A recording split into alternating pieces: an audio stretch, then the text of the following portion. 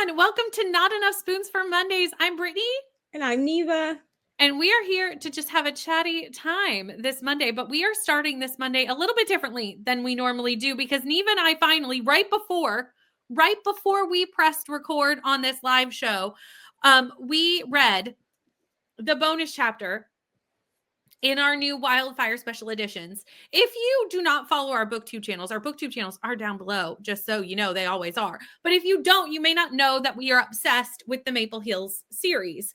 So obviously, with the special editions, we have been getting them, and each one has a bonus chapter at the back. We read Icebreaker together, the bonus chapter. We read the entirety of Daydream together.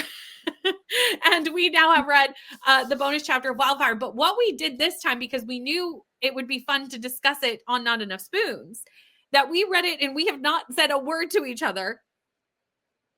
Well, we've said words, but not about this. Not about this. We talked about other stuff, but we were like, do not talk wildflowers. Oh, you can tell that's. I've been doing this too. Every time I say a wildfire, I have to think about it because I keep saying wildflowers, and I'm like, that's the game, man. That's the game, not the book. So we have not even uttered what we thought about this. So just so everyone knows, we read the Icebreaker bonus chapter, and we kicked our feet. We did. And giggled and had a good time. We just read this one, and I don't know what your experience was, but it was not the same for me reading this one. I did not feel like this had the same nostalgia factor as the bonus chapter in Icebreaker. This was just fine. It was fine. I do have to agree. Here's the thing. We won't see what's in the bonus chapter, like exactly, because obviously we'll let people read it. Like we won't spoil it. But I was actually a little bit like annoyed with this bonus chapter. I mean, we do see friends that we saw in Icebreaker. We do. Not many. Not quite in the way that we see them. I mean, we didn't see that many in the Icebreaker bonus chapter either. I think that the setup for the Icebreaker bonus chapter, like the setting and like what we were seeing, because these are all like in the future. They're all grown up adults. Yes, this is many, many years in the future. And they're like they're the OG couples, right? So like in Icebreaker, we still get like Nate and Anastasia, and in this one we get Russ and Aurora. So it's not like Russ is married to someone else. He's married to Aurora. Could you imagine just tipping that ox cart on us? We'd revolt. Like we would have a moment.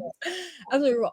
And in Icebreaker, the other characters that we meet that were in relationships, they are still in the same OG relationships. So that's not changed. No. You couldn't do that to us. Really, that's like we saw like emotional manipulation doing that. I actually feel that we actually saw more OG characters in this one than we did in Icebreaker, but hear me out.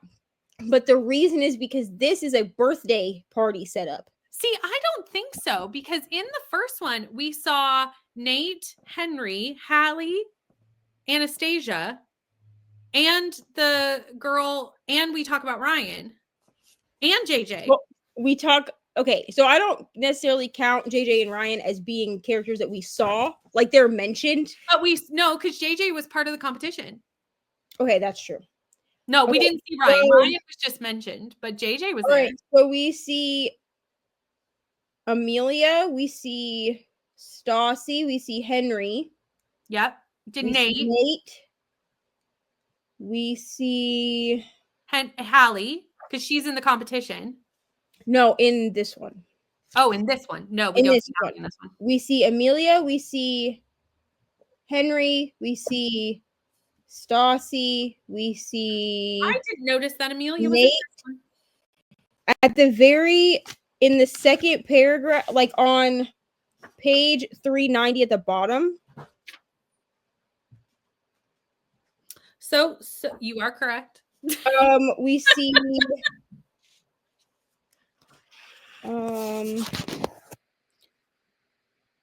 So I think the only people we see differently in this are Russ and Aurora, because Russ and Aurora are Robbie, Maddie, Bobby, and Chris. Oh yeah. We actually see most of their friends. That's true. You're right. Because this is a birthday party setup. But here is where I have a gripe with this. The way that the birthday party commences, because of a certain character in this book, it just pissed me off. Like the introvert in me could never. How are you going to do that? I felt like we were actually like, yes, we did. Maybe this is why I didn't really notice that we did see more. They're kind of just like mentioned. Because they're just mentioned as people that are helping with because what we're seeing is the birthday party happening. Yeah. The setup happening. Exactly. There's not a ton of dialogue in this bonus chapter like there was in, but I think that it wouldn't work to have a ton of dialogue in this bonus chapter. Not with what is happening. Because we're seeing this isn't really a spoiler, but we're seeing a birthday party for Russ being set up as a surprise before he gets home from a business trip. Yep. Okay, so the dialogue that we see makes sense, but it wouldn't make sense for Aurora to just be sitting in a room talking to everybody. Totally. I just think the focus of the few interactions that are happening are with people that don't make sense for a bonus chapter. Yeah, I don't know. This bonus chapter was just a little weird for me. It was a little weird. It was fine. Like, it was fun to see Russ again. But I also will say that for the two of us, Wildfire is the lowest rated that we both gave. Because I gave Icebreaker and Daydream both 6 stars, and I only gave Wildfire 5. And I think gave Wildfire like 4 stars. And I gave the other 2 5. Right. So basically the same. Basically the same. I just use a 6-point system and Brittany doesn't. So I will say that I didn't necessarily go into the Wildfire bonus chapter thinking that it would be like Icebreaker. Now, if the Daydream bonus chapter doesn't hit, I'm going to be upset. We're going to throw hands, friends. We will not be okay. But I actually, now that you say that, again, maybe because in Wildfire, most of the characters are not in that book. Like, it's because it doesn't take place at the school. Although I am slightly disappointed that we do not see a couple of main characters that are in Wildfire in this book. One specifically that I'm surprised didn't make an appearance at all.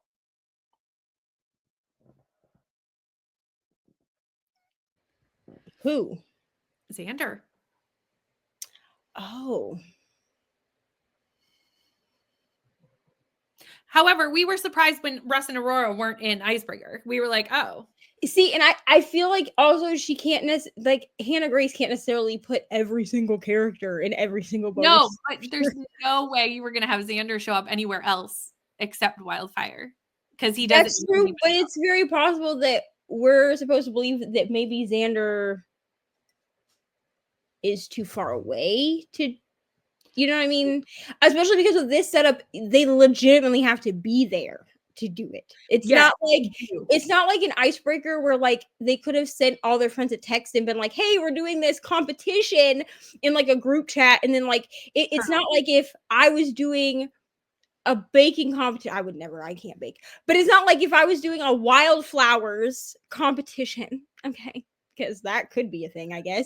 We could do that. Ultimatum, like just a couple weeks ago, if we were filming the ultimatum. And then I sent a group chat to the besties because we have that now on iMessage. And I sent through the iMessage and was like, you guys wish me luck. You know, that I'm going to win this for cutest farm or whatever. And then you could all send me. What? That sounds like a great competition. Cutest farm. I love it. And then you could like send, and now I have so many upgrades in this game. It's so fun. Anyway, so I could like send that in a group chat and everybody could be like, yeah, girl, you can do it type thing. Like, you can't do that with a surprise birthday party. Yeah. It was fine. It was fine. It wasn't bad. It wasn't bad. I'm glad that we read it because me too. If we hadn't read it, I would be just sitting here like, chapter. We would be wondering what's in the universe, you know? It's not like the Verity bonus chapter where I regret ever even opening the bonus chapter. That was the worst bonus chapter that has ever been written, honestly, because it ruins the book. Here's the thing, it literally ruins the book. It is the only thing I can compare this to, and we don't talk about this often, so this is the only time I'm going to mention it. It reminds me of Harry Potter and the Cursed Child. And being told that is canon, because that Well, I understand it's written in play form. I don't care about that. I was a theater kid. I'll read a play every day. Like I don't give a crap. Like the format doesn't matter. But the fact that the author of that franchise then just said, "Oh, this is supposed to be canon," and I was like, "Canon where? Canon how?" It literally undoes everything from the first 7 books. There's no way. I don't believe you. You just were going for a money grab here, and like, I mean, instead of we just do letting know it, the author is she's floundering, okay, but like like you could have just left it as like, because I've heard that it's actually really good, like it's fun, like a fun experience to watch it be performed, and I believe that that could be true, but I don't believe that you wrote this and said, "Oh, this is canon." You said that because people asked why there wasn't an 8th book. That's why you said it. And honestly, book 7 leaves off fine. We get 19 years in the future. We're meant to believe what we believe, and then you grow up and you go read some fan fiction. It's really fine. Yeah, really fine. But like, that is what the Verity bonus chapter. That's the only thing I can even think to compare it to, because you just undid everything I just read in Verity. So I will never read that bonus chapter again. It was so bad. I can pretend it doesn't exist. It was so bad. I love that we do have like a history of reading bonus chapters together. Like, it's just what we do. Truly. And here's the thing is that I had forgotten. I remember when I got this book in the mail, Verity, because I'd forgotten that I pre-ordered it. And you were like, "Girl, I didn't forget." It's like, I completely. That's because I had no interest in buying that special edition. Like, I did not require it, but I did want to know what was in the bonus chapter. I now, in hindsight, wish I had never. Listen, that was the first behind the scenes thing Brittany and I ever did. I mean, it never stopped after that, but that was 2 hours of our life that we'll never get back. 2 hours where Neva actually physically read to me. And that was like a long bonus chapter. That was not like these ones. These ones are like 5 pages. No, 10. It was like I think it was like 35,000 words or something. Like, it was crazy. It was like a crazy bonus chapter. I was like, "You're going to give me 5 pages?" I didn't need a 20-page chapter. It was big. Plus, you were having to read out loud. Plus, we kept having interruptions because we couldn't read with children in the room, because there's content in that book that is not safe for children. So we had to keep stopping. And there was a lot of commentary between the two of us too. Where I was like, "Okay," and then you were like, "Ew, I don't love that." Yeah, we were like the director's commentary of Verity. It's true. Honestly, if we weren't worried about a copyright strike, we probably would have posted on the internet, just because like it was funny, but like funny. We would have definitely got a copyright. Oh, I don't think we recorded it, honestly. I think we did it. We just read it. But like, if I had not been worried about it, I would have been like, "We should record this just so people can see like our real raw reaction footage." But like, we definitely would have got a copyright strike for that.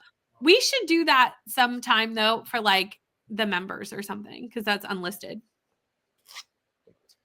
We should. For something. Lord knows what. Not Verity. I can promise you that. I will never read that chapter again. Not that one. Okay. We could do like a smutty book or something. That would be funny. Oh, that would be fun. That would be fun. You know, like a quick novella. Yeah. You know, that would actually be so fun. We got some weird stuff on our Kindles. Let's be honest. Wow. We have some weird things. Listen, I looked through the other day because I do have a wheel that has all of my Kindle books on it. She's a little sluggy. You know what I mean? She doesn't love to spin.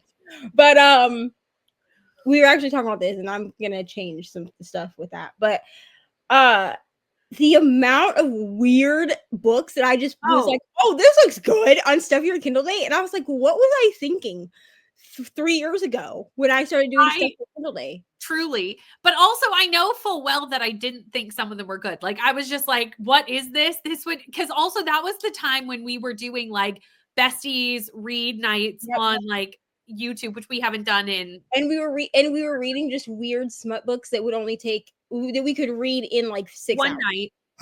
Yeah. Read in one night. And we also learned, because we realized that they actually had to be like kind of outrageous or not good for that to be fun. For it to be fun, yeah, because we got that one Honey Phillips book. That It was was really actually good. And the Yes. thing is that I've read the second book in that series, and while I did not like the overusage of sugar as a pet name, the book itself was good. Like if I just started ignoring that, Yes. like halfway through, I was like, just don't read it. I would just skip Mhm. that word. Like, but honestly, like the story itself was good. Like I it's well also written. it was good. It was like a fun little small town romance. It was fun. It was, yeah. And that did, but If it they didn't were work just with if the they if what we they were were trying. just human, if they were just humans, it would have been just like a normal rom-com. That literally it would have just been a rom-com. I do say though, I agree with you that sugar is not an ideal name, because I did read a book fairly recently. I Buddy read it with you, where Sugar was the nickname, and it was the first Yeah. hit done and I dusted, just whatever that series is called. And I also Yeah. I remember clocking to you and going, Rebel Sugar, Romance. sugar's a no for me. It's a And no. Kelsey was like, "It doesn't really bother me," and I was like, "Okay, maybe it's because because at first I was like, maybe it's because I'm from the States. So like here, like we have Southern people, and they'll say it like your grandma, like your Southern grandma, will be like, "Hey, sugar, how you doing?" Like that, you know what I'm saying? I have a terrible Southern accent, but like that's what I heard in my head every time. And here's the thing: I can get past it until it becomes part of sexy time. Yeah, it was fine when it was like when they were like bantering at the beginning, but Even when it if you turned use, into like a real one, I I just was mean, like, no, I can't do really, that. I can't even do when it. he used it as like an actual term of endearment, it didn't bother me. And then it started bleeding into like the spicy scenes. If you call me sugar while we're trying to get down with the get down, Hard pass, friends. Hard pass. absolutely not. I'm gonna be like, no. But anyway, Neva, what was your weekend like? How did your weekend go? I mean, so my weekends have been very, I don't want to say boring because, like, are they ever boring when you have children at home? No, It's because it not. never stops. There's always But it would uneventful, I guess. Like Ari had a sleepover on Friday, so she wasn't home like Friday evening, and then all like most of Saturday. Mhm. She came home around dinner time Saturday because like her friend lives across the street, so It's it's not not like she's far. across town. You know what I'm saying? Yes. Um, and I played a lot of Wildflowers this weekend because I am working on a spreadsheet to help you like track things in Wildflowers because I Yes. couldn't find one, and my bio dad has been helping me with that. And I've gotten him to play this game, so he and I have just been calling each other back and forth. Also, um, I mean, I guess the most eventful thing for me was like this weekend I did find out that a family friend passed away unexpectedly, so Oh, I'm that's sorry. sad. Um, so they had his wake yesterday. It's in California. So this is like a friend. It's my like one of my bio dad and stepmom's friends. Mhm. Um, but I met them when I had to go to California for my grandma's funeral. So, um, yeah, he was like, "Oh, I have the wake." And then he called me yesterday after the wake. And then the funeral is going to be live streamed. Oh, Not yeah. That's for I feel people. like becoming more and more common after like 2020 and all Yeah. the events that happened Well, in and 2020. I feel like it became more common to do like live streams of stuff like that. yeah. And my stepmom was like, "Do you think you could come?" And I was like, No. "No, ma'am. It's the first week of May. There's no way I'm gonna make that. Like with Mhm. Ari's birthday and like other things that are happening, no way." Mhm. So she had sent me some information about that. So I was like, "Okay, well, just let me know like the exact date and time. Like I know the date, but I was like, let me know the exact time Yep. and like send me the link for it, and I will be on the other side of my computer." So, yeah, but that's really all I did. I mean, I finished books this weekend. Also, I had to reset my sleep schedule, which is always fun. That's always hard. It's so hard to And reset I'm the sleep schedule. and Like I'm it's such a task. well, and with my chronic fatigue, unfortunately, the way to reset my sleep schedule is basically to make myself stay up for 24 hours and then go to bed at like a normal time. Kind of the same way most people get over jet lag. Yeah, so I ended up just staying up. I was up from like 2 p.m. Friday Mhm. No, 2 p.m. Saturday, because I failed trying. I was trying to do it while Ari was gone. I failed. So 2 p.m. Saturday until it was like 9, 10. I went to bed at about 10:30 Sunday. So it was over 24 hours. So like by the time that it was time for me to like go to bed,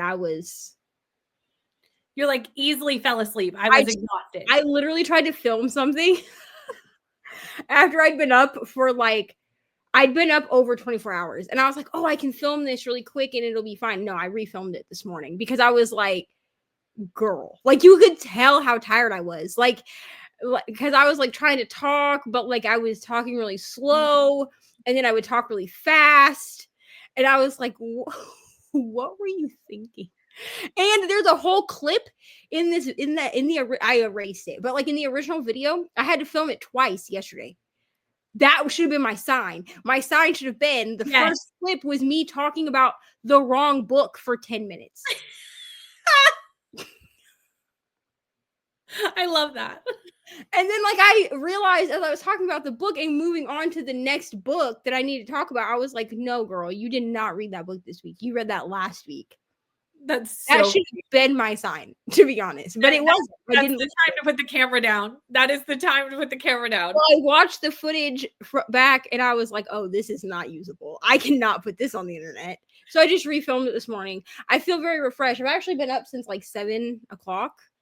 And you messaged me early this morning and I was like, and I don't feel like super like tired or anything. So I think if I can just go to bed by 11 p.m. every night, you can do it. Then I can get up at like 7 or 8 in the morning and I'll be fine. Yeah. I just have to be disciplined. That's about what I do. Is I don't normally fall asleep at 11, but I'll like go to bed at 11. That's what I'm saying. Like I took my Kindle with me downstairs. Like I just need to be laying down, like relaxing. If I don't fall asleep until 2 o'clock in the morning, that's okay. But like at least I'm laying down and like reading a book, or I'm not like having screens in my face or like have the lights on or anything like that. Like I'm at least laying down in the dark. Resting. You're resting. Yeah. If nothing else. Yeah. That's usually my plan is I go to bed at 11 and it usually takes me at least an hour to fall asleep. I'm not one of those people that can just like lay their head on a pillow and go right to sleep. Like that is, God bless those folks. Like God, that must be such a blessing. It is not a blessing that I have. And I'm in a state right now where my insomnia is actually in a good spot, as you know, because you haven't gotten messages from me at 2, 3, 4 o'clock in the morning often. Yeah. That's always a sign that like, yay, Brittany is actually sleeping. That's great. Although I did message Rainey the other night because I noticed she had messaged me at like 2 o'clock in the morning. So that was not ideal, but that was like a one-off of like a bad night, but it's been pretty good lately. But I at least take an hour. At least if I'm asleep by 1 a.m., I'm happy. Like that's ideal. But the thing is, I'm the same as you. Like I couldn't be doing clips and stuff. Like even though I can't fall instantly asleep, that's different than being functionally awake. Like those are two different things. And if anyone has ever seen me on like nighttime sprints, I start to lose the plot around like 9 o'clock. Like I cannot function. So there has been times where I'm like, you know how people do like an end of the night vlog clip. I have tried to do such a thing many a time. And later I will look back at that and I will go, I sound like I have no brain cells left. Like it's like, it's not even a coherent thought. And usually I'm trying to say coherent things like telling about a deep plot device or like something. I'm trying to be really educated sounding. And it's just like there's no way anyone understands what I'm talking about because it makes no sense. And this is me in a tired state, but it didn't make sense to anybody. This is why a lot of times, like, because people have made comments about like, oh, your vlog clips will go from like afternoon to like the next morning. And I'm like, yeah, it's literally because you don't want to listen to me try and talk about books at 2 a.m. because it's not going to happen. I'm not going to make any sense. It's just going to be like a chaotic vlog clip. Which I think is why I've kind of given up on. I keep trying to do them, and I've just decided I'm not going to. The 24-hour sprints vlogs. Yeah. They seem nice in theory, but like by 2 or 3 o'clock in the morning, Like, y'all see what I look like at 2 or 3 o'clock in the morning on sprints. Like, could you imagine that being capsuled in a vlog? But we've talked about this. When I am live, it is almost impossible to do like a lot of filming. Like it's okay to do like a vlog update. That's not a It's big hard. deal. But But it's to hard do to like do an it full exclusive vlog. vlog that is happening like during a live event, like when I used to do like read a book in 8 hours, and I was like, oh, I'm gonna vlog this. I just felt like I was just repeating all the same information that I gave on the live Yeah. stream. And it just felt really repetitive to And me. I'm Like like, if I people find it really hard. and even with 24-hour sprints, like, it's in even if all of us even when all of us have enough that we can just transport, I will still make playlists, because then if somebody wants to go back, I mean, I don't know why you would, but if somebody wants to go back and rewatch the entire live stream, I know that some people use my 24-hour sprints replays Yeah. when there's no sprints, Mm-hmm. because they can just turn it on, or as background, because they can just turn it on. Mm-hmm. So if you miss something, you can just go You rewatch can it. just go back and rewatch the actual like live stream. Yeah. Exactly. So I also find it really hard to like film when I'm live. This weekend though, I did something really fun that I don't think I told you about. Maybe I did. It's hard to know whether I've told Neva about something or not, because truly the amount If of time it I talk and the things that just fly out of my mouth while talking to you are just like what, flies out, you know? if it's what I think it is, I think you did, but you told me like in passing, because I said, "Hey, can I send you this thing to watch?" And you said, "Yeah, but I probably won't be able to do it until tomorrow or Tuesday because I'm going to this thing." Because I'm going to a silent reading party. Yes, so I did tell her. I couldn't remember what I've Which told her. sounds so peaceful and It fun. was really an interesting experience. I've seen them online. I've seen them on like TikTok and stuff like that. Like I've seen these things. And I saw on one of my local book Instagrams that I follow, because I follow a ton, that I discovered fairly recently, a lot, not fair. Well, yeah, I guess like in the last like 6, 8 months, I've Yeah. really like met a lot of my local book community. And once you like unlock one group, then they'll You share have something to- about something they're doing, with this other person, or, they'll be, or one person from the group is doing like, oh, hey, I'm actually doing this with this group over here. And you just start like unlocking all of these like local things, which is really fun. So I saw that they were doing this. They actually do it every Saturday. Who knew? Um, Wow. I know. So I had never been there before. I didn't even really know what to expect because I'd never been to the location before. And I thought it was a coffee shop, but it's a used bookstore and coffee shop that I have never been to before. So that was really exciting because, books and coffee. Can we go wrong with books and coffee? I ended up getting 2 used books, as you do. I saw 2 books there. They were good condition. They were books I wanted to read. So, I picked them up, had a coffee, and there was about 5 people there. I knew they could only have 8 because like the biggest table there is like 8 seats, 8. So like you had to like register ahead of time to go because they had like a maximum amount of people that could be there for that, because it's a pretty small like little bookstore coffee shop. So there's like only so much space. But arrived there, got my coffee, and I was like, when you're like nervous to meet new people, because I'm also like not socially the best. But also like we're all just going to read books. So like I feel like worst case scenario, you just start talking about books and book people will talk to you about books. Like it's fine. So we sat down and everybody just like, Neva, you're going to laugh because you're going to know exactly what this feels like, because it's exactly what it felt like to me. Is we sat down, we went around the table saying what we were reading, and then like we started the timer because we were like only going to read for like an hour, and then we just read, and I was like, this is sprints in real life. Like it was literally like sprints but physically I physically went to sprints, and That's so fun. it was so fun. But I was like, this is so strange because it was something that I do literally every day. And then like the timer went off and we went around and said like more about our book. Like it was very much like one singular sprint, like one Yeah. sprint, and then we all left. Well, I stayed a little bit longer and looked around the bookstore, but you know what I mean? Like it was one singular sprint. And I was like, it's so strange to be doing something that I literally do like 20 times a week if you count like every sprint that I do in the course Yeah. of a week like as one sprint. Yeah. And I do it all the time, but like this is taking something that I do all the time and doing it like in a very different format. Like it was very different. This is so funny to me because you know about the Hustle Sanely community? Yes. Okay, so if you're a BFF, which is the paid membership, I haven't been in a few months just because life and you have to pay for it. But so there is a separate book club too. So you can either pay, I think it's $90. I don't know. The pricing has gone up. I think it's $90 for 3 months or like $35 a month. It's something like that. She has a 3-month plan that I usually pay for when I am able to do it. But you can do just the That's What She Read book club for $10 a month. And when you do that, so Jess was like, yeah, we're going to do these readathons. So in my head, a readathon is not the same as a sprint. Okay. No, those are two different things. Yeah.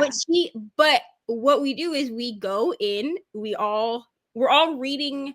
If we're not reading the book club book, then you can put like in the chat, like what you're going to read. She turns on some lo-fi music and then we all read for an hour and then we come back, we say goodbye. It's like that. One sprint. Yep. One sprint. So I had messaged her and I was like, so it's sprints, because I went to the first one and I was like, readathon, like I'm like pre-gaming myself or something, and then I realized it's just like a sprint. So she's like, well, what do you mean? And I was like, okay. I was like, so in like the BookTube community, because she does BookTube kind of, she does it like as a hobby, she doesn't do it full-time or anything like that. It's not like a huge part of her brand, but she does have one. And so I was like, in the BookTube community, we have live sprints where we will read for like 4 to 6 hours with talking in between each sprint. And I was like, so basically it's like a Hustle Sanely BFF work session, because she has those where they're hour-long work sessions. We all share what we're going to work on. We work for an hour and then we leave, right? But I was like, but specifically reading. I was like, so that's basically what you're doing, but you're calling it a readathon. And she was like, I didn't even know that was like an actual thing. That is a thing. When other communities do it and they call it something else, or like it's just in like a different like context, I'm like, okay, so basically what I do as a job, it's fine. Yeah, because I think we all base it off the Pomodoro method, which has nothing to do with books. It's just a productivity method that we have all adopted for different tasks and called it, whatever things. But yeah, it was really strange to be doing like sprints in real life with people that I could like physically like touch. Not that I would, but because like no, thank you. But yeah, it was a really fun thing. I'm definitely going to go again. I don't think I would go like every week because it's a little far. It's not far, but it's like, a 30-minute drive. So it's to just go for reading for an hour every week, it's a lot. Yeah, it's a little far, but to go every once in a while, like it was nice. Although it was a little funny because the group that was there, which I'm sure it's like a different group every time, but everybody was like reading like really intellectual books. Like everybody, like the most mainstream book was like a Greek mythology retelling, which I actually really did want to read that book. So I kind of gravitated to that person because I was like, oh, this is a book that Brady's like, I brought my rom-com and everybody else is reading. Wait till you find out what I took, because you are gonna laugh your behind off. So she's reading a Greek mythology retelling, like almost like Song of Achilles, but it wasn't Song of Achilles, but like that kind of idea. Yeah. Nonfiction. Okay. That's who I'm surrounded by. What did I take to this? Because I just needed to finish it. I started this book and I was having a great time with it. Why choose fantasy romance? Yes, sir. That is what I took. The book you were telling me about. Yeah, the book I was telling you about, which the vlog, I think for this will go up the same day as this, but I'm not sure. So I'm not going to tell you which book it is. But that's what you took. And you're like, I won't say what I'm thinking of it. I'll tell you what book. It's the Never List. I took the Never List with me to the. You're like, everyone else is reading nonfiction and I'm over here reading smut. It's fine, really. Luckily, I have long perfected, because I read on the internet in front of hundreds of people often. It's just not even embarrassing anymore, dude. Like I think when I will say, like, when I started reading dark romance, like really reading dark romance, I have like the Kindle screensavers, and I Yes. used to switch them out all the time, like especially when I first started working at Taco Bell in Indiana, because I was like, no one can know what I'm reading, right? And now I just don't care. Like there could be a half naked man on the cover, and I'm like, and they're like, and my grandma will be like, "What are you reading?" And I'm like, "Grandma, you don't want to read this book." I will say, I did not say, because like we went around when we were going around saying what we were reading, I said the name of the book and I said it was a fantasy romance. I did not tell them that it was like a super smutty fantasy romance. And I mean, Like, I guess left that out. if somebody had like inquired, like here's the thing, I don't usually. I Yeah, mean, if they asked, I would have talked about it, but there was no reason to like volunteer that information in this group. Do you know what I mean? I'm be honest, I read on my Kindle 90% of the time, right? Yes. And I have 2 Kindles. Yes. Everyone's heard this. So I have one that has like spicy stickers on it, Mm-hmm. and I have one that does not have spicy stickers on it. And that doesn't mean that I don't read spicy books on this Kindle. It just means that this is the Kindle that can go in my Kindle bag, my Hello Go Clio, outside. which maybe I'll do a video on my Hello Clio at some point, because I do have a discount code for that bag. But this is the one that I can like put in my Hello Clio and like take to church with my grandma. Yeah. This one, not so much. My grandma doesn't care. I definitely took this to lunch when she and I went to lunch together. Like she doesn't care. Like when she first realized that I read a lot of like spicy books, she was like, but I think she's just chalked it up to like, I'm 33 years old. Like, what is she gonna do? You know, we are grown adults. To roll into the house of God with this. It's no longer not safe for work. It's not safe for church. That's truthfully, my cousin doesn't even really care. Like, and she's much more. I mean, I love Jesus, but she is much more religious than I am. Like, she's on the more religious side. Mm-hmm. And she'll even be like, she'll text me sometimes and she'll be like, "Hey, cousin, what book are you reading this week?" And I'm like, "Are you sure you want to know? Because it's spicy." And she'll be like, "Yes, girl, tell me." And she's definitely one that like skips the spice. Right. Which is fine. So if she wants to read a book I've read, she'll be like, "Is the spice skippable?" Because some books are not. It's not. No, it's like it. You can literally like be like, okay, avoid page 210 through 212 or whatever. And she read the fine print, and I was able to say like, okay, well they do it here and here and here. Mm-hmm. You'll just have to skip from like here to here if you don't want to read spice at all. And she did like that book. So like she just doesn't necessarily want to read like explicit. Yeah, and there's nothing wrong with that. Like I like to, but like it's okay if people don't. Like there's lots of closed door romances, but a lot of people now will post like closed door modifications to spicy books. Like I actually a lot of times and find the like skip these pages or skip this chapter or what have you. Like that's very common and very accessible, I find, for a lot of popular spicy books. Yeah, I follow somebody on Instagram. She does it. And actually, I started following her because her husband was reading ACOTAR, and it was just so funny. It was like my favorite reality TV show to ever watch. We literally follow the same human being. Yes, and she does that, where she does reviews, and all of her reviews have like the closed door modifications. Yes, and I would shout out her Instagram if I could for the life of me. I can't remember what it is. So sorry. They have a YouTube channel now, too.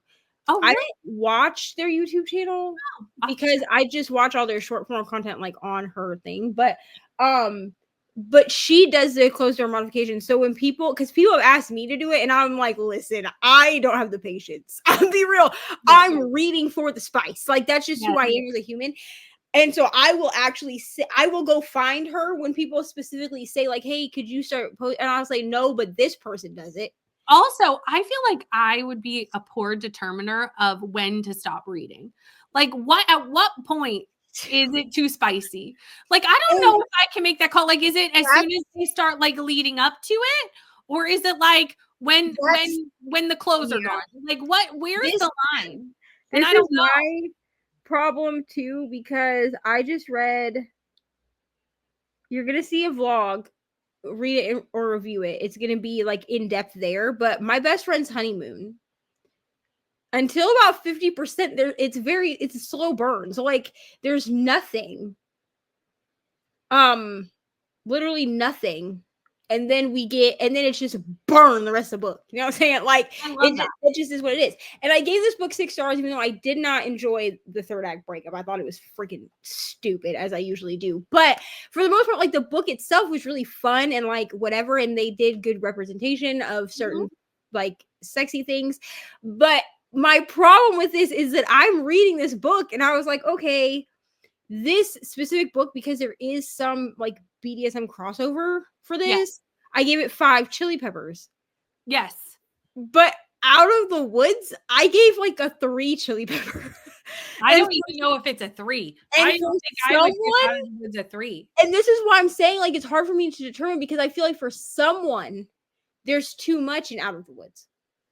Because they some people don't want any, which is again, I'm not judging, because that's totally fine. Like, there's every level of reader and there's a book for every level of reader. But that's for totally me, fine. a lot of times, if I'm judging it off of my reading experience,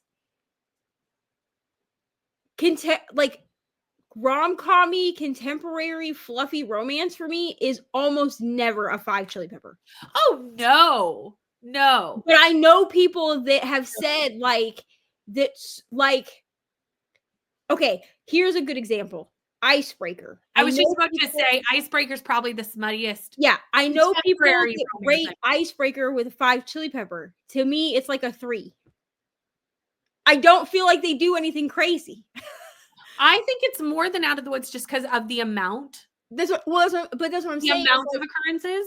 Because like Daydream, I gave it a 2. Yeah, to me it was like a 1. It could be a 1. I could be persuaded to be a 1. I just think 1 is more like Closed Door, where there is a scene. Maybe I should make a new rating system for my Instagram again, because I had one. I made it like last year or the year before, and it's changed slightly for me. Because like Jacksonville Rays, like Pucking Around, I tell people this is 5 chili pepper spice. Yeah. But we have like group things happening. Yeah. And there's a lot of, all of it's open door, that's first. But also there's just a lot of extra things that are happening. But like people have come to me and been like, oh, Icebreaker was 5 chili peppers for me. And I'm like, okay, I like see how it is. But like for me, it was like I think you also have to rate, like, I understand that spice ratings vary for every single person, and they 100% do, but I also think spice ratings slightly need to vary by what subgenre of romance you are putting a spice on. Because if you are just thinking contemporary romance, Icebreaker is extremely smutty for a contemporary romance. It's very spicy. It is. But then if you're putting it against dark romance, it's just not even, it's not even the same ballpark. And I think that because I read so much of both, because even like a why choose is going to be significantly more than Icebreaker, right?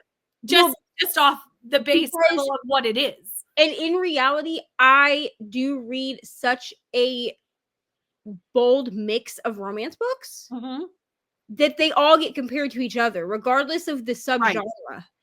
Right. So I'm not The Sinner for me by Chantal Tessier, 5 chili peppers. Could you have two rating systems for spiciness? I think that's what I'm going to have to do. I think I'm going to have to do like contemporary romance and a dark romance, because I will let maybe use like a different emoji. I don't know what emoji you would use. The only one that came into mind is like an eggplant, which I don't know if that's necessarily the best one.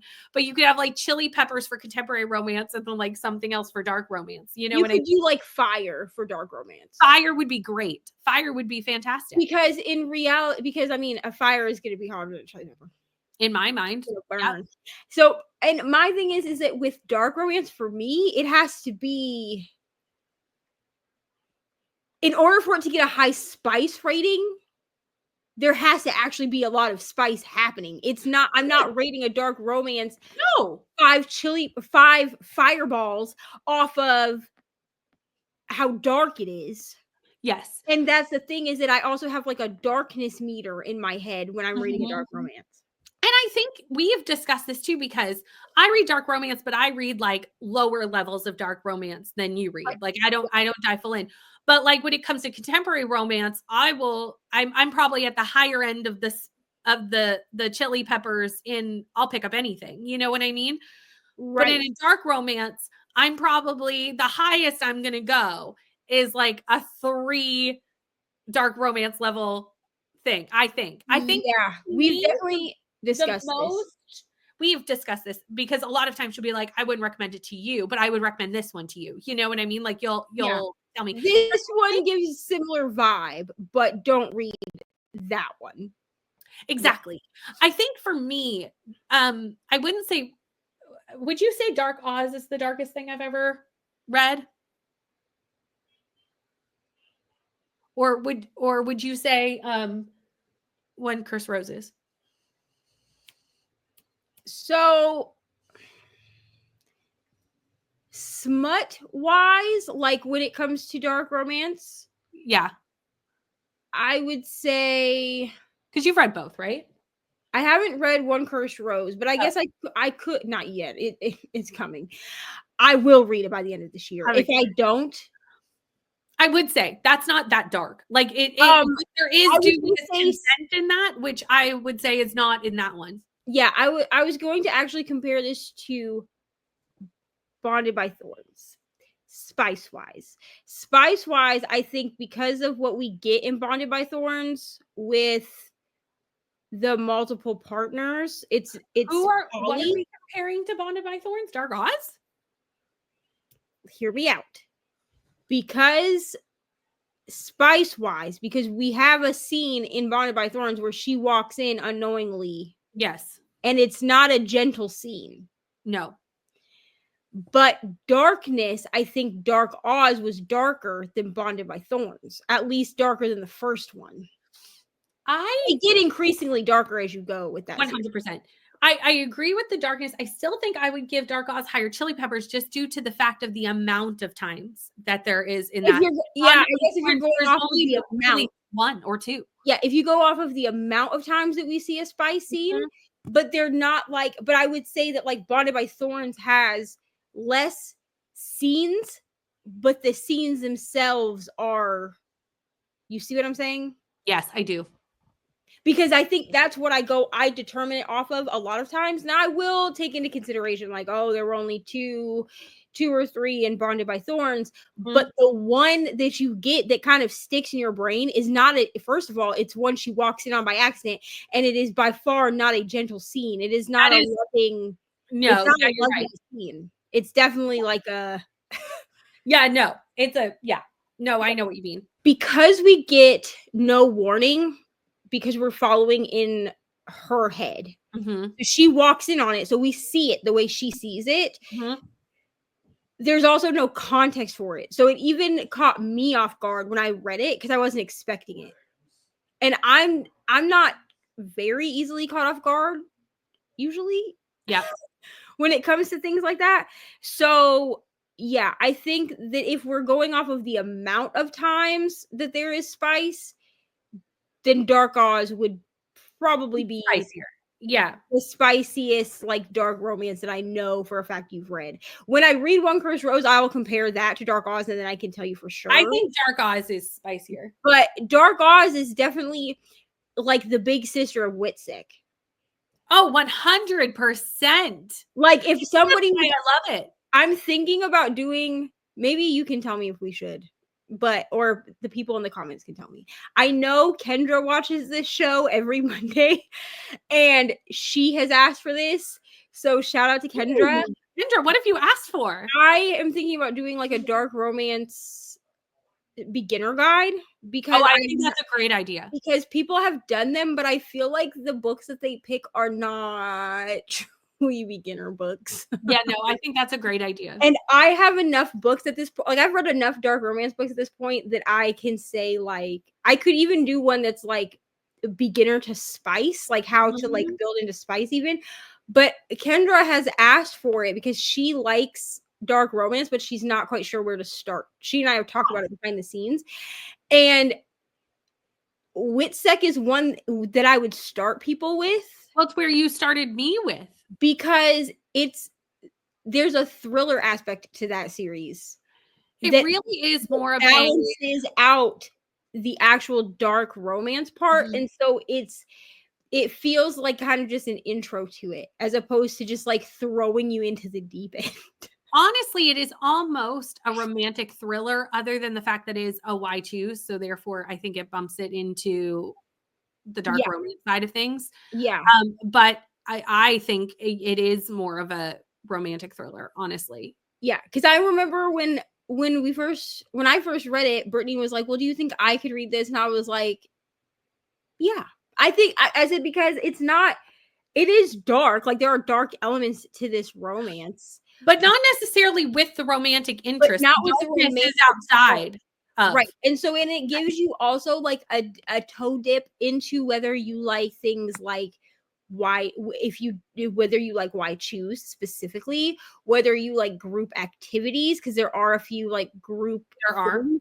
If you're okay with a female main character who's in a why choose with siblings, because this is a thing where like you kind of get like every element of a dark romance in one book, because not everybody wants a why choose where they're all related to each other, which like is fair. For me, I don't care.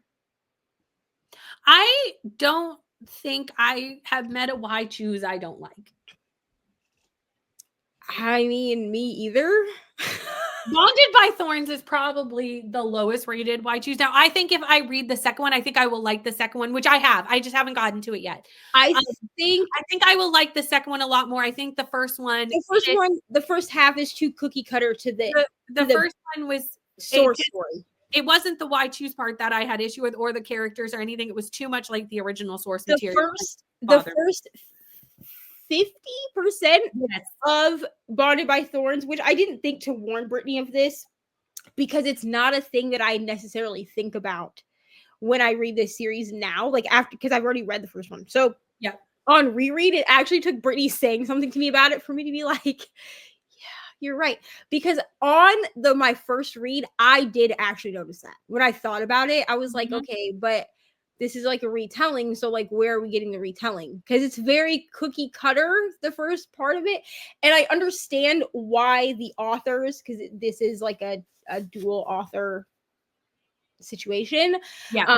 Elizabeth And Helen. Yeah. Elizabeth Helen are two people. Yeah.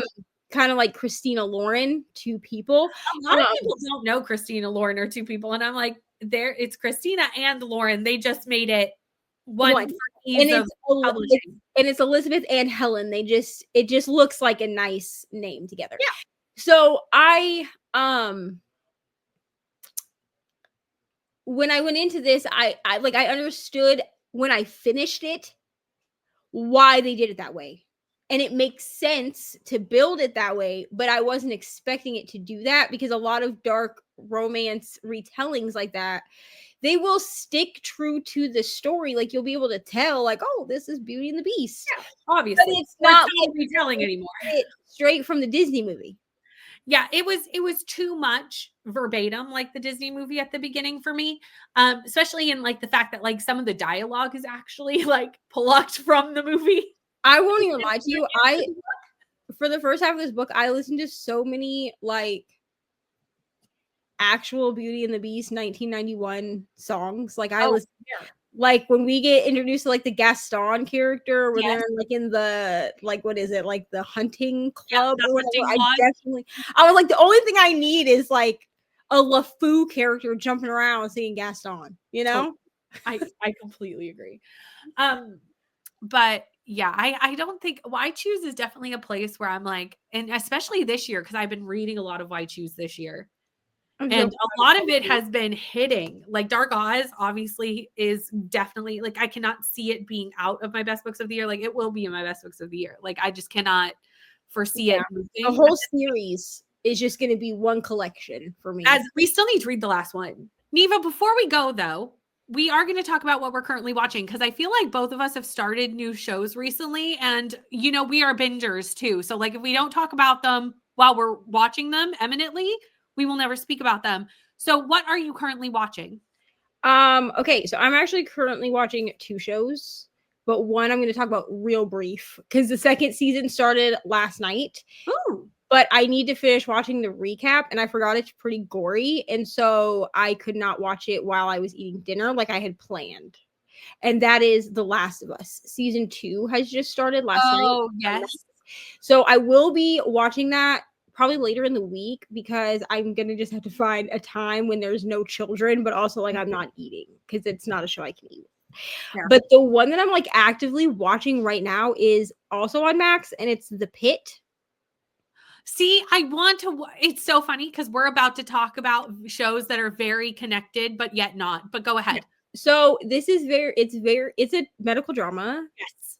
I will warn though that while shows like Grey's Anatomy, even though they're cable network shows, they do, because they were on like ABC to begin with, they do have some restriction on like what can be shown. The Pit does not. I've heard it's very realistic. Like It I've is- seen a lot of like YouTube doctors doing like reviews, like watch, like, you know, commentary, watch along, whatever. Like this is not even like a spoiler in my opinion, because like in the first episode, this woman gets her, like, I don't remember what runs it over, but something runs her leg over and you see it. the aftermath. It's pretty Gotcha. gross. So I just want to like warn people of that. I actually didn't realize it was that like gory. So I'm glad you told me. It's much more realistic than say like a Grey's Anatomy, where like really what we're watching it for is the drama. Yes. And we just happen to have people in a hospital. This one is, there is like underlying story, of course. Like we do follow characters that have an underlying story, but it is very heavily focused on the ER, or the pit, as the head ER doctor calls it, which he gets scolded a lot for referring to it as the pit. But even so, I feel like that's a common thing because I've heard Grey's Anatomy call it the pit. Well, yeah, and like there's like a woman, she's like the head of the hospital or whatever, and she's like, I've told you multiple times not to refer to our emergency services as the pit. Because he, like, when they get the interns in, he even says like, welcome to the pit. Yeah, but in Grey's Anatomy, they're like, oh, you've got to go cover the pit, and they immediately are. Yeah. So probably like higher ups in hospitals don't like it. Yeah. But like it's a common thing probably the doctors use to refer. But I am really enjoying it. And I think, and right now they are dropping new episodes every week, but I'm catching up. So I'm not to like the weekly watch. So I'm not sure what day they actually drop episodes. I just know that I log into Max and sometimes it'll say like new episode. And I'm like, oh, cool. But I'm enjoying it. Just be aware that like it's much more realistic than like Grey's Anatomy. So yeah, that's fair. That's what I'm watching. Speaking of Grey's Anatomy, I started, and the pit really, because I was thinking about starting the pit, but I didn't go that route. But I'm going to when I finish my show, which might I add, as of recording this, I have one lone episode left. One left of Pulse, which is the Netflix basically new show that is very Grey's Anatomy vibes. And I was told that it was like the original Grey's Anatomy. Right. That's what I was told. I think that is not the best comparison. Like it's good, but it's not like to the level of the original Grey's. Does that make sense? Like it's not that. It's not that. And also the one thing that I don't love about it, like I like it, and obviously I binged it all this week, so like I'm enjoying it and I want to know what's happening. But I would say like half of the show is told in flashbacks, and it's a little bit too many flashbacks. Like it's too much. Like you could just tell me what happened, and if it was important, maybe you should have started the story there. Do you know what this reminds me of? Like it's too much. What was that show? Do you remember that old, like, it's like, was it called Cold Case? Do you remember that show? Yes. And they did. Yes. And they did cold cases, and like half the show was flashbacks because we were trying to determine, like, figure out the cold case with the detectives. And you would like watch in real time. Yeah, because you would watch in real time what happened. But like in the current timeline, it's like case, like people. They're like figuring out they're trying to piece together the case, but we're seeing like what would have actually happened. I loved that show, honestly. I loved that show too. It was so good. It's actually funny because in Canada, this all aired on the same night. It was Without a Trace, which I don't know if anybody remembers that show. There was Numbers. I loved that show. I loved Numbers. Numbers was so and good. Cold Case all aired on the same night. All new episode aired on the same night. And my aunt and I, who my aunt is a lot like younger than my dad, and I was like, so we only have 16-year age gap, which is a lot, but it's also like not a lot. Do you know but what it's I mean? closer to siblings. Yeah. Correct. And like I spent a lot of time at my grandparents growing up, so we spent a lot of time like Together. So we like spent a lot of time like as that. So even when she was married and like grown up, I would go to her house a lot just to like hang out. And we loved all 3 shows. So I would go over and sleep over that night I think it was Thursday. I'm going to go with Thursday. It might not have been Thursday, but that feels right to my spirit. So Yeah. it might have been Friday. I don't remember. And we would call it Friday nights. It was Friday because it was called Friday Nights of Crime. It was definitely Friday. I love how I got there on my own. Right. As soon as I remembered what we called the night, I was like, oh, it was definitely Friday. Friday Nights of Crime. And we would go get snacks and we would get all set up to like watch these shows like back to back to back to back because we just love them so much. It's so funny because my grandma, when I lived with my grandma, well, she's technically my great grandma, but when I lived with her, we would just watch reruns of it because it was on. There was a cable channel that had all 3 of those shows on it, and we would watch those together because they were all. The thing with those 3 shows was that they were like detective dramas, but they were different, like a different concept than anything else. Like they were different than like a Law and Order. Well, they really did all have a really different vibe because you had Cold Case with the flashbacks, and I feel like Missing Without a Trace kind of had flashbacks too because you'd see the person like walking where they had walked, but like that they were missing. Do you know what I mean? Like almost like holographic in its vibe. And like when they'd visit their apartment, they'd like have the missing person, like a ghostly figure, like walking around, like envisioning what they were doing like before. And then Numbers was like how to solve crime with math. Which, like, I'm not a mathematician, but for some reason that was just fascinating to me. It was so interesting. Did I understand any of it? No. But it was fascinating to me. We should do like I know we're in the middle of so many rewatches, so like we do not have time right now. This will be way down the road, but like we should do a rewatch, even if it's just like the 2 of us of like one of these shows. That'd be so fun. I feel like Numbers would be the easiest because I think it had the least amount of seasons. I think it definitely did. I think it only had like 3. It would be such like a fun thing to do and then like watch it and like this and then come in here and like discuss. Yes. Which, speaking of currently watching, one of our favorite shows is back in 6 days. I know. I'm so excited. I am literally so excited. It's actually like so stupid how excited I am. So be prepared to hear all of our thoughts for the next who knows how many weeks on Sister Wives. I don't know how many weeks we're getting of Sister Wives. I don't know either because they just kind of left us where we do like the tell-all style thing with stuff before the tell-all. Honestly, I think there's episodes first. I hope there is but also like I need to know how badly Cody freaks out at the tell-all because we get that teaser where Suki asks him if he had any like sexual relations with anybody before, which she had said already on the show. She's just confirming information we already know. But Brittany, we haven't seen that. You want to know why? Because Cody has rewritten history so many times. Like the man forgets that that his life is recorded. He's on camera. I've seen it with my own eyeballs. Because he tried to tell us as the audience members that he hasn't done half the crap that he's done to Mary when Mary calls him out on it. And I'm like, but we literally saw you do it in real time, guy. But he was the one that said he had a relationship before Mary. In one of the like diary, like diary moments, he's the one who said it. But Brittany, that was 15 years ago, Cody. Okay. And he said that. So it can't be true now in 2025 because Cody has rewritten history since the pandemic.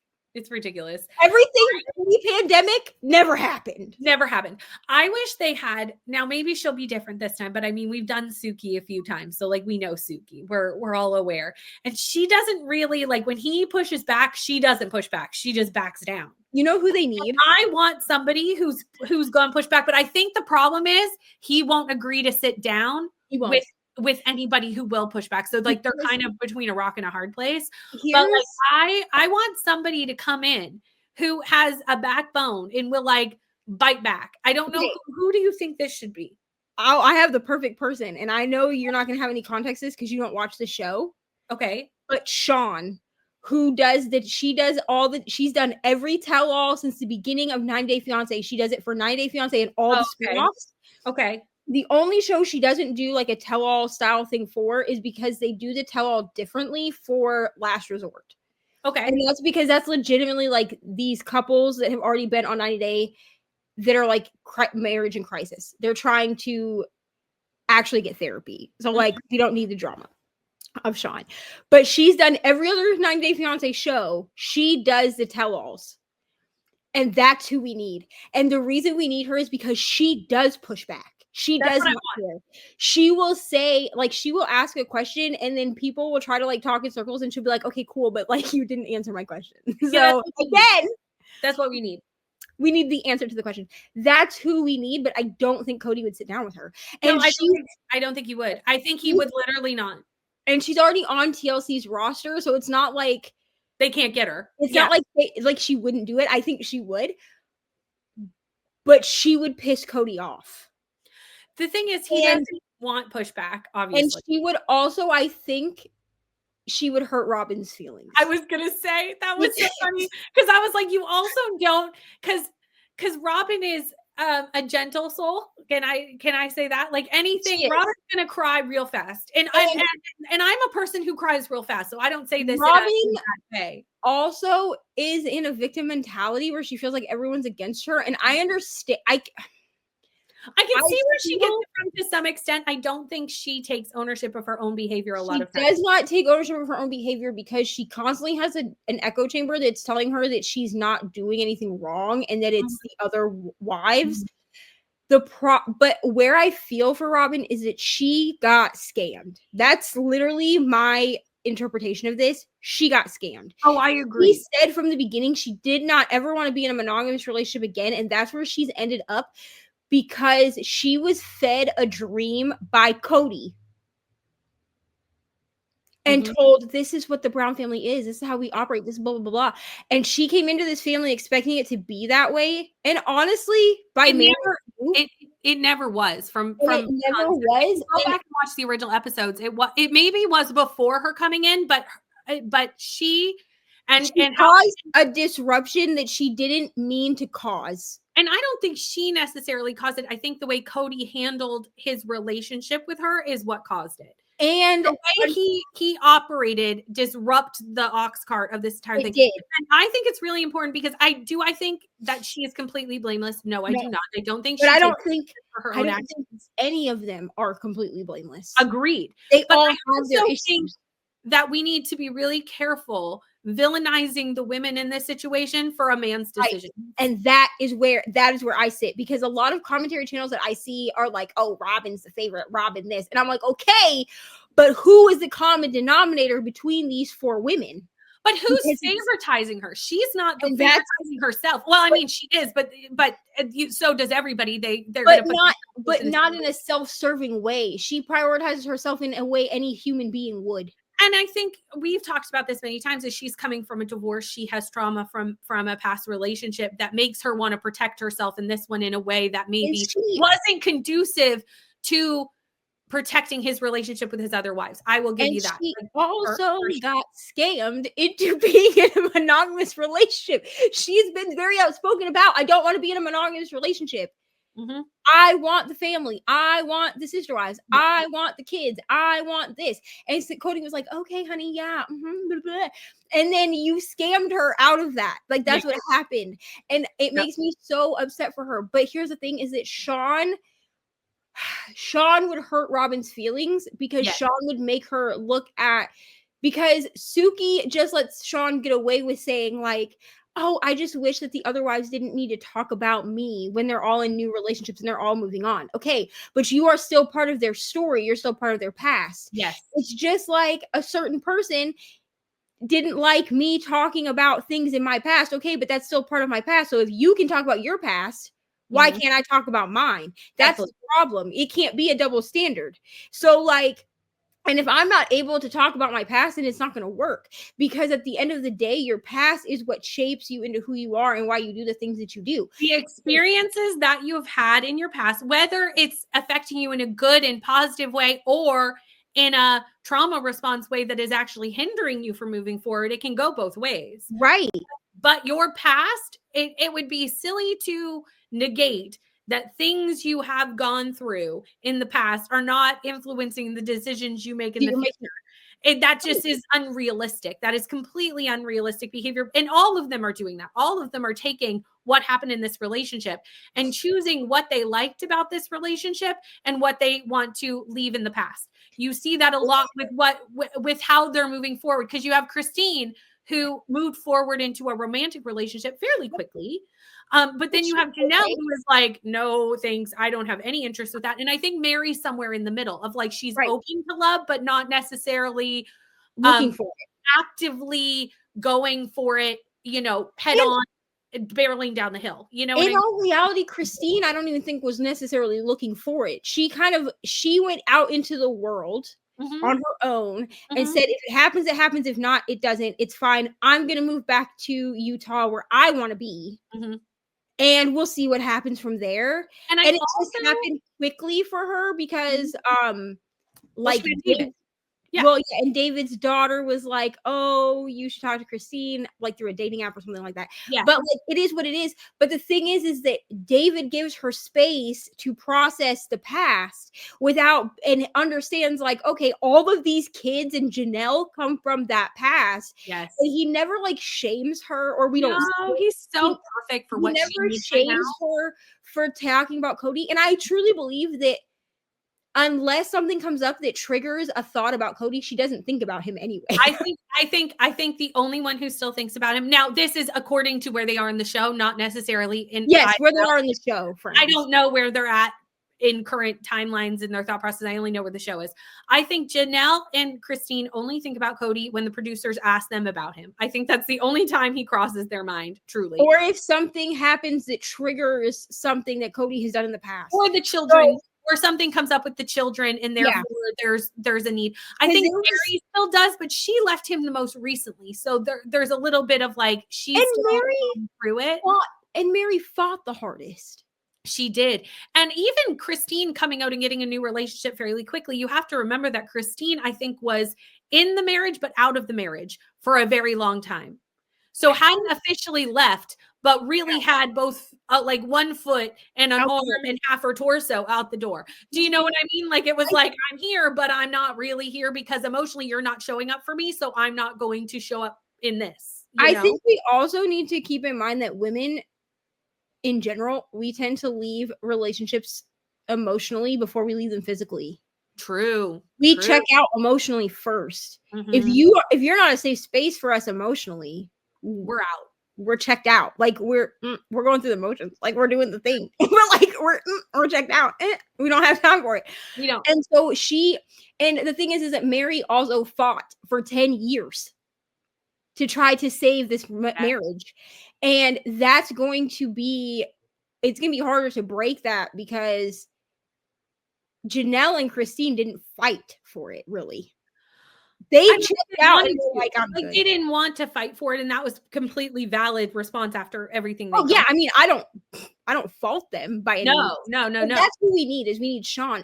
But like I said, she would, because I do feel that the Janelle, Christine, and Mary have owned up to their parts of where things. And I think they are open to pushback a little bit. Like if you want to call them on something, like even if they are in denial about something, they'll at least listen to what you say. Correct. They will. Yeah. And Christine has admitted that she maybe wasn't the nicest to Robin, that she didn't try to be Robin's friend. She's admitted that. But I think where Robin falls short with taking no accountability at all. But also like because of this victim mentality that she's in, but also I feel that Robin thinks that Robin holds on to the sister wives coming back, even if it's not romantic, them Yeah. all being back together. Yeah. And Cody's not nice about it. He's just like, it's never going to happen. No. And that's not helping her work through the trauma that she's feeling, because she's valid in feeling sad that the family is falling apart. That's a valid thing to feel. I think her feelings are valid 100%, and feeling sad and even wanting it to come back. I do think that she's kind of holding on to it. She's holding on to something that's not going to happen. And I think that's hurting her more than it's hurting anybody else. It is. Because she's not able to start the healing process because she's clinging to it like so tightly. She's still clinging to something that's not going to come back. And so instead of saying, okay, how can I move forward in a way that's healthy for me? What can I do to bring happiness to my life? Because I can't control all of this. It's okay for me to be sad that this is over, but how do I move forward from it being over? Mm-hmm. And also I think that, and I don't know where they are now, like present day, but at least in the show, Robin still has to have some connection to Christine because of McKelty. Yes. Because where we are in the show, and I don't know what it looks like now, but McKelty is very close to Robin. I mean, Cody too, kind of, but she's very close to Robin. Robin was a saving grace for her as a teenager, which is beautiful. And Christine has said, like, yeah, it's a little awkward, but like for McKelty, like I'll do it. And so I don't think that they need to be bosom buddies. They don't need to be best friends. But like there's going to be a connection because your kids have connections. Exactly. For sure. And we are going to be talking about this for the next however many more weeks, because truly, as more things come out, we love to watch the show together. So guaranteedly it will seep into this. And by the time that the next episode comes out, it'll be started again. It will be. It will. But we have been here for, I don't know how long this episode is going to be, because there is some editing that I will be doing, but we have been here for almost an hour and 40 minutes, friends. So you can figure out how much I edited out when you have fun. Have fun when you see how long this episode is. But yeah, it's time for us to be done. It is time for the end of the morning show. Thank you so much for watching. I hope you enjoyed what we have chatted about today. I hope you have enough spoons to get through your Monday, and we will see you next week.